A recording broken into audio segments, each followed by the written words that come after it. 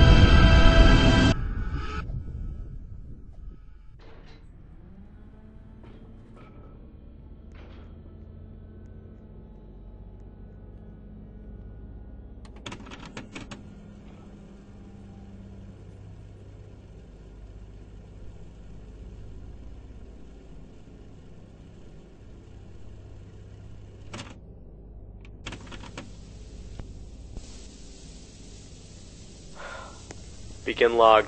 Today's date is August 20th, 1985. The time is 7:20 p.m. Eastern Standard Time. Log ID is Delta Echo 553. Alright, let's begin. Around midnight on August 18th, 1985, the facility suffered a break in air conditioning. Where under spring out, trained combatants were able to prevent themselves from the operating areas of the facility. Is this correct? Yes. From there, said combatants were able to bypass and replace security systems through a Protocol Saletum contingency plan via a self-manufactured site access card. They were additionally able to find a spare warhead arming key to access Step 4 of the Protocol Saletum sequence, that being the detonation panel. Is this correct? Yes. According to your preliminary report, all non-combatant personnel were able to evacuate. Of the 10 security operatives on site, only 7 are accounted for. Is this correct? Yes. 3 of our operatives were killed in action. Advanced Guardsman Maribel Blanchett was unable to evacuate in time as she was fending off fleeing hostile combatants in bottom-side Tartarus.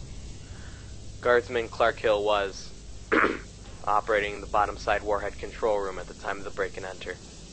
Elite Guardsman Adam Hall was shot during the final stages of the evacuation.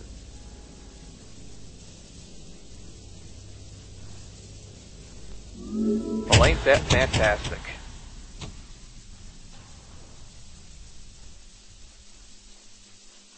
Sir, if I may, I want to make note of something my fellow operatives and I gathered from eyewitness testimonies from employees. They say that these combatants ignored them and did not express any immediate danger to them. Campbell's right. These combatants would even go out of their own way to prevent collateral damage of any of the employees. They only seemed to attack us if they had a direct line of sight with us with no nearby civilians. They were only going for us. I see. Were any of our operatives able to apprehend the combatives? Yes. At one point, we had apprehended 2 combatants at separate points after they had ran out of ammunition.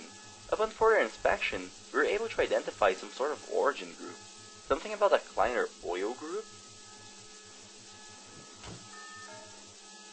Unfortunately, we weren't able to take any of the combatants alive with us. We had to leave as soon as possible due to the rushing onslaught of other active combatants. As far as we know, none of them got out, but we don't know for sure.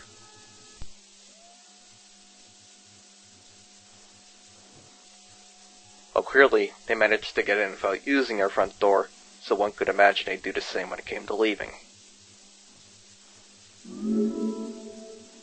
Sir, we have no plausible explanation as to how these combatants were able to nest themselves in the facility.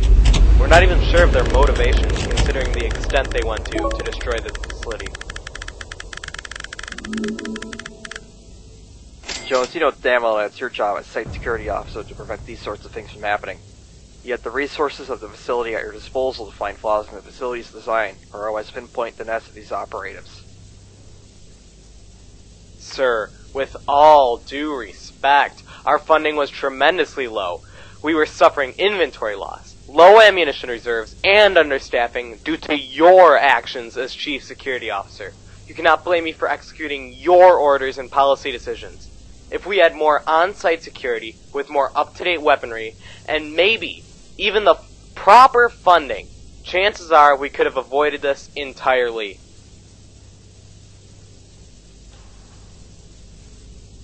You never made it clear that your division was suffering from such traits. Due to your own incompetence, our records never indicated that you need an increase in funding, an increase in the number of operatives, or otherwise. We're done here. Instead of arguing with you, I'm taking my investigation elsewhere. I expect your resignation at my desk by tomorrow.